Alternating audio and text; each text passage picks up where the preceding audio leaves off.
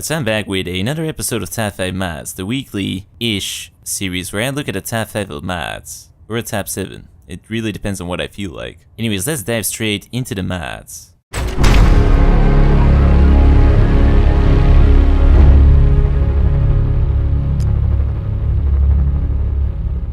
So you might be wondering what I'm doing on the Pritwin command deck. Well, I had an idea of reprogramming Liberty Prime to deal with a certain someone, and things sort of escalated. In other news, I have a brand spanking new code that I need to watch because there's just a tiny bit of blood on it. But speaking of things that fly, Vertibirds. They're pretty cool. I mean, they're basically flying paper mache, but they're still pretty cool. But you know what's even cooler? Jumping straight out of one mid-flight and dropping straight into combat with your suit of power armor. So Vertibird Jump allows you to do just that. Simply drop your TES 51 power armor down from orbit, now make sure it doesn't crush you, and then call in your Vertibird with a Vertibird signal flare. It's basically a dog whistle for these things.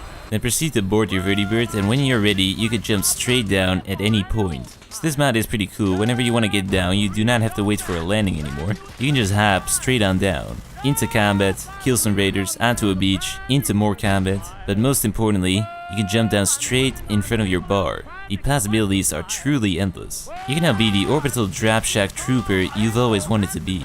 Oh wait, that's that other universe. But yeah, to have access to Vertibirds, you'll have to be nice to the Brotherhood of Steel, or extra nice to the Minutemen or the Railroad. In my case, I found a bunch of these signal flares in my brand spanking new code, and they seem to work.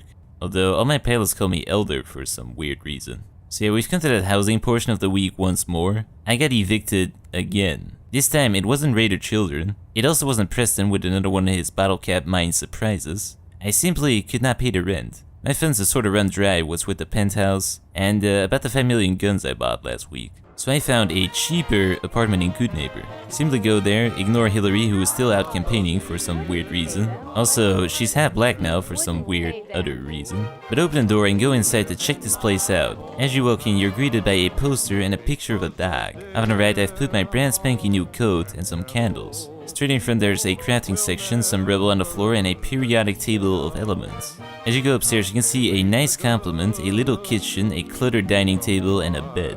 To get to the bed though, you'll have to perform some jumping maneuvers, but once you get through, you've got a nice and cozy little corner right there, right next to a window. Now this is a small scavenger house that's meant to fit in with the world, so it's a bit smaller than I'm used to. Also the floor is kind of a mess. Then there's a live wire ready to electrocute me if I make one wrong move. And I can hear Hillary's speech through my window. And finally, if I walk up to my periodic table of elements, it starts talking to me. Hey you, looking for work? Asking me whether or not I want to work on a corner.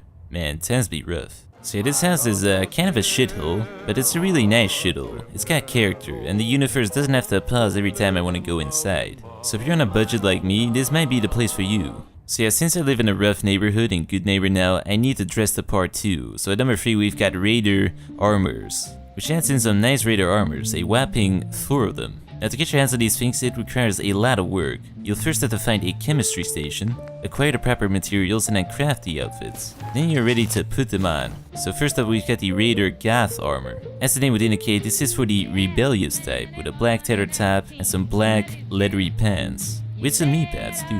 Now I know it's fashionable and all that, but this outfit really just makes it look like you need to buy a new shirt after getting a bit too personal with a Deathclaw. Next up we've got the Raider Heavy armor, which has some more protection. You get some rebar sticking out of your arms, some serious leg protection, a spiked knee pad, and 2 belts. But also chains on your back. You do get the flimsiest of all chest plates though. It looks more like an oversized necklace than something that is actually meant to protect you. But that's the price you gotta pay to be fashionable, I guess. But in case you don't like heavy armor, there is also the Raider Nuka World armor, with a nice Nuka-Cola t-shirt, spiked shoulder pads, some nice pouches, sturdy knee pads, formidable shin protection, and spiky toes. And if that still does not convince you, you can also get a very stylish shoulder bag. Lastly, there's the Raider Vault Suit armor, which is pretty much the same as the Nuka World armor, but with a bright blue vault suit below it. So all these outfits look very good, and if you're planning on exploring Nuka World with your favorite Raider pals, then these suits will definitely make you fit right in.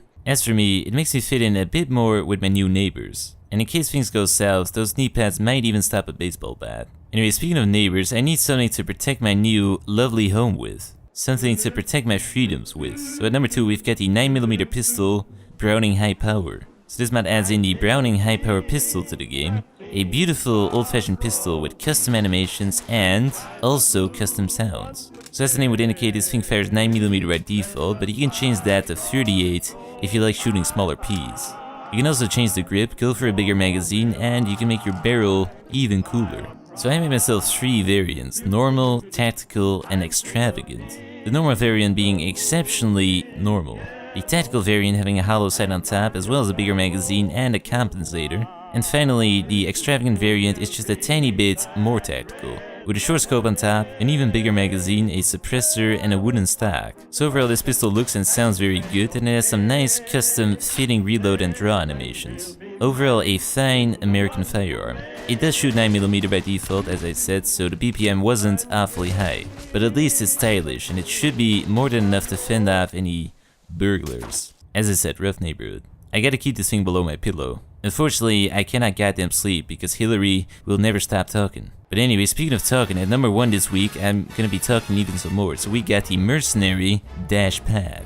Now to get your hands on these armors, it requires a bit more work. This is no simple chemistry station job. First off, you have to grab your balaclava from your home in Goodneighbor. Also, be sure to take a minigun right before you exit the door. Next up, you have to go to Diamond City and call in your TES-51 power armor right next to the homeless guy at the market. And then you are ready for the heist of a lifetime. So go inside Fallon's basement with your balaclava on, and as soon as you're there, you can already see the goods. But you can't leave any witnesses, so you gotta take care of some business. As soon as that's taken care of, you can pick up the armors. Now there's literally a metric shit ton of them, so it might take a while, but you gotta be quick. Time is of the essence.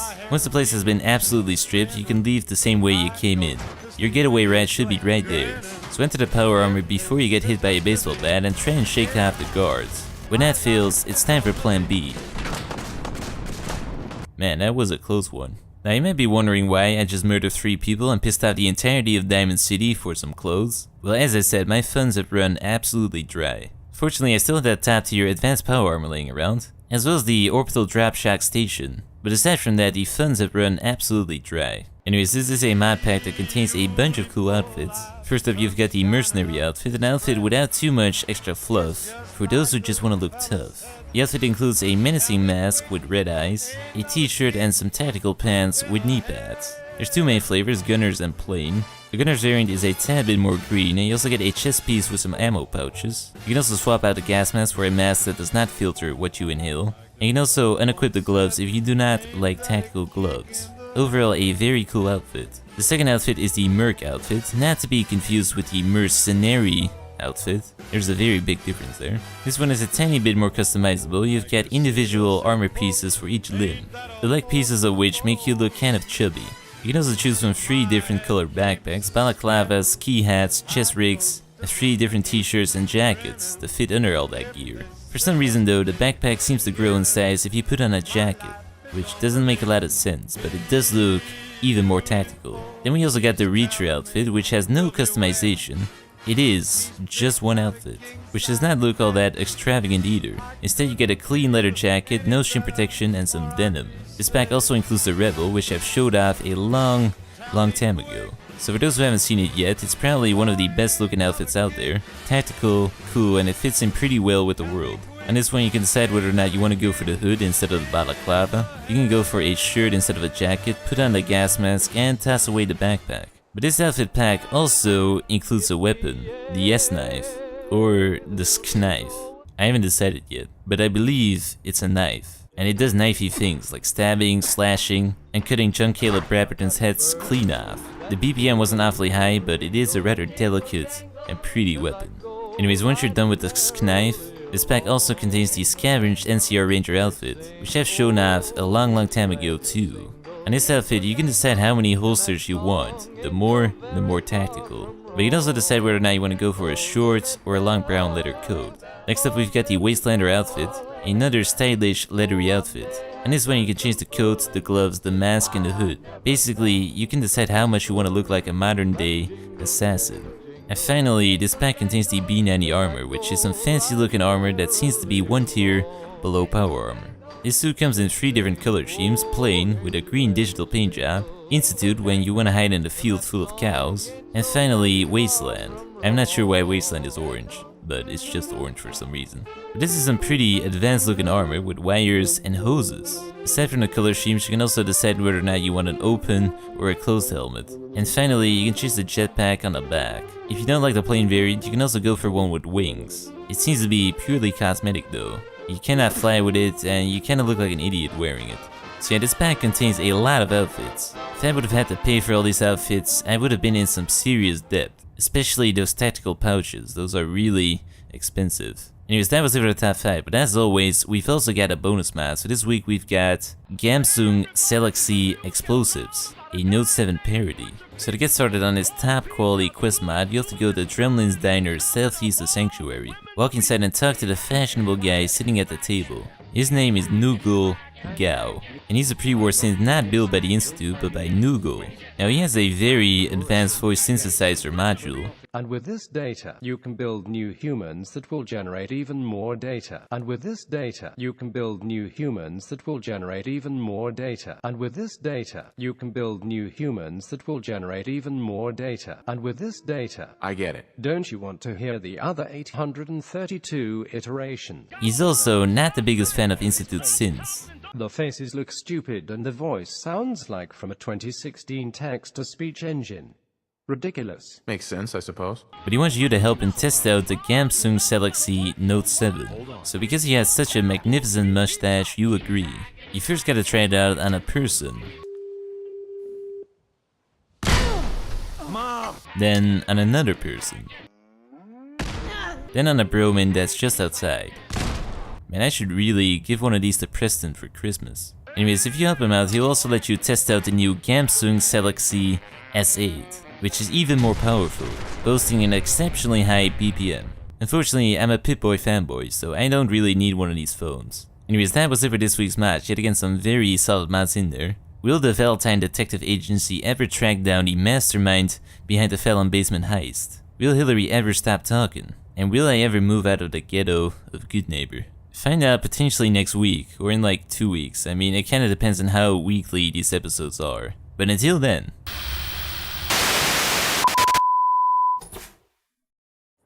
So as always, remember to like the video and also watch the video in the bottom left corner. And subscribe if you haven't done that already. So yeah, I pride myself in being weekly. Although sometimes I'm not weekly. It's probably only gonna get worse like towards the end of the year, start of next year, because I'm gonna be rather busy. So the bi-weekly series, or the bi-monthly, or the bi-yearly, who knows. In other news, I don't have a lot to talk about, so I think I'm gonna cut this one short, because I don't know what I need to ramble on about here, and I don't have a lot here. What do I have? Oh yeah, it's nearly Sinterklaas. That's like the original Santa Claus. The story is even weirder. It's basically a white guy on a horse with a gigantic gold stick, and a bunch of black guys around him. You know, put like that, it sounds kinda racist. But anyways, he treats nice children really well, and the ones that misbehave, well, he kinda beats those. So I guess there's a case of child abuse there too. He also kidnaps them in a bag, I think. And when you think about it, it doesn't make a lot of goddamn sense now, does it? Anyways, gonna be celebrating that, so that's gonna be very exciting. And that was it for the BRT update, so see you around next time. Don't know when that's gonna be, but it'll be there someday. But until then,